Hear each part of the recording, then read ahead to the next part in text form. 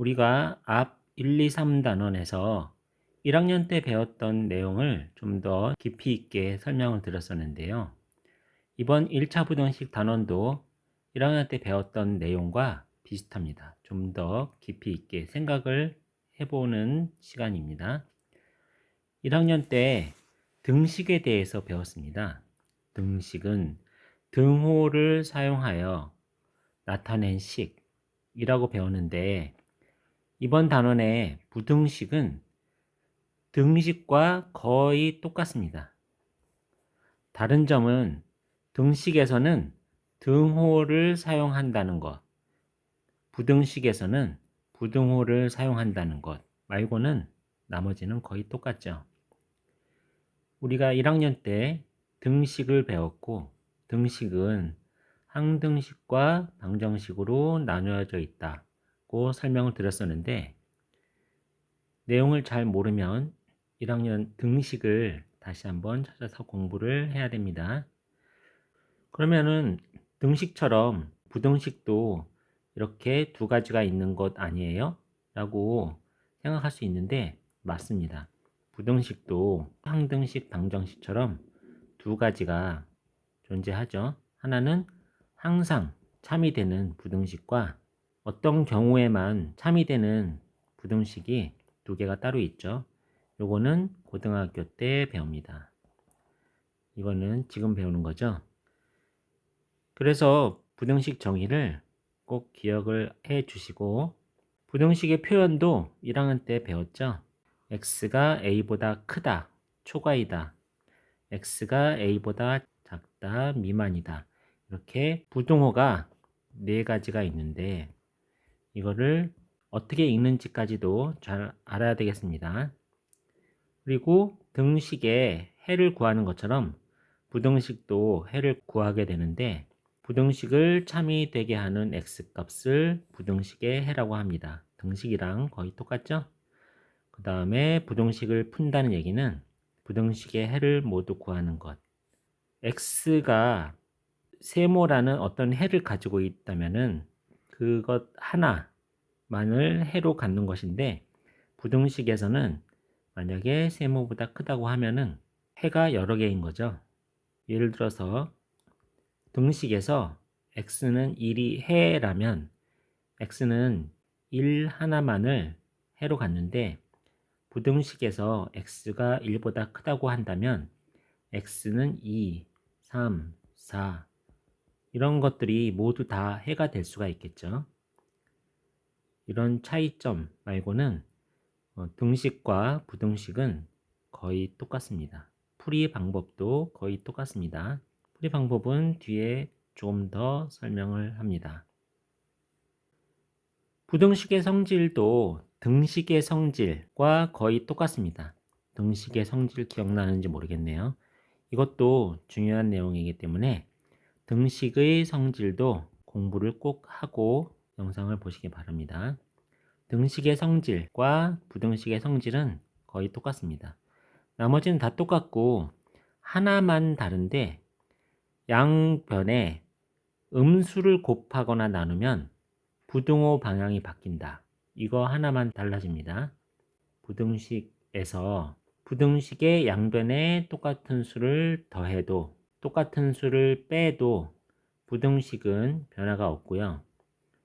부등식의 양변에 0보다 큰 어떤 수를 곱하거나 나누어도 부등호는 그대로 유지가 되고, 0보다 작은 수를 곱하거나 나눴을 때는 부등호 방향이 이렇게 반대로 바뀌게 되죠.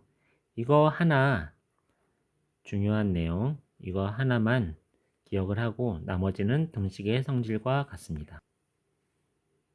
1차 부등식 풀이도 1차 방정식 풀이와 거의 똑같죠. 조금 전에 얘기한 음수를 곱했을 때, 양변에 음수를 곱했을 때 부등호 방향이 바뀌는 것 말고는 등식의 성질, 여기서는 부등식의 성질이겠죠. 부등식의 성질을 이용해서 양변에 연산을 해줘서 x는 세모보다 크다 또는 작다 이런 부등호를 사용해서 해를 표시하면 되겠습니다.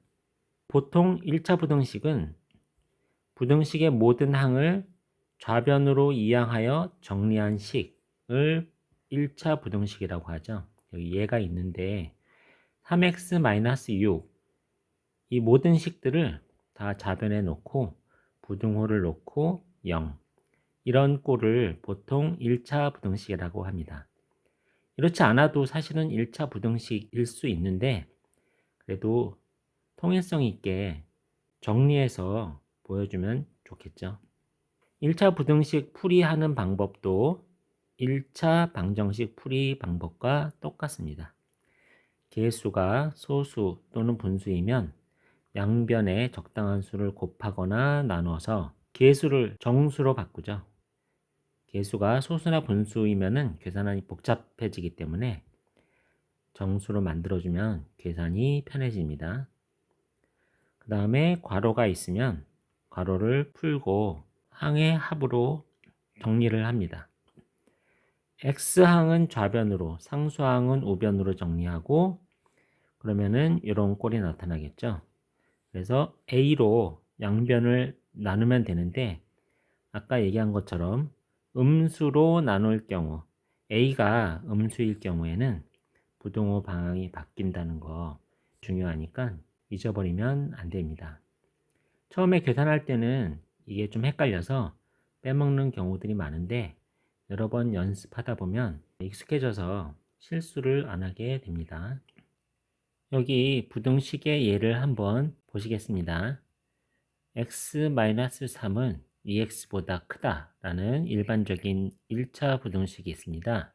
여기서 2x는 좌변으로 이항을 하고 -3은 우변으로 이항을 해서 x-2x는 3보다 크다라는 식이 되고 x와 -2x를 계산해서 -x는 3보다 크다라는 부등식이 만들어지고 x의 계수로 양변을 똑같이 나눴을 때 양변에 -1로 나누면 부등호 방향이 반대로 바뀌게 되겠죠. 그래서 남은 것은 x는 -3보다 작다라는 해가 나오게 됩니다. 1차 부등식을 다 풀고 난 다음에는 이렇게 네 가지 중에 한 가지 꼴로 해가 나오게 되는데 이것을 수직선 위에 그리는 방법도 여러분이 아셔야 됩니다. 나머지는 내용을 보면은 어렵진 않을 텐데 여기서 주의해야 될 거는 x가 a보다 큰 것은 여기 보통 이렇게 동그라미 안에 색칠을 안 한 이 동그라미 이렇게 그리고 이렇게 등호가 들어간 거는 요 a를 포함하는 내용이고 그래서 동그라미에 이렇게 색칠을 해서 a도 포함한다는 사실을 그림으로 나타냅니다. 여러 가지 1차 부등식 풀이도 1차 방정식 풀이와 똑같습니다.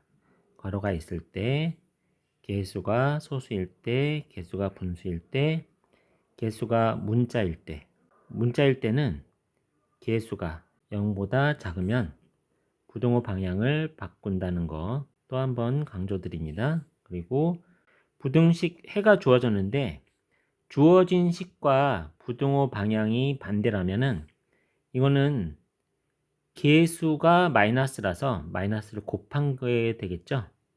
그래서 개수가 0보다 작다는 사실을 알 수 있게 됩니다. 이것도 중요한 내용이기 때문에 잘 이해하시고 문제를 푸시면 됩니다.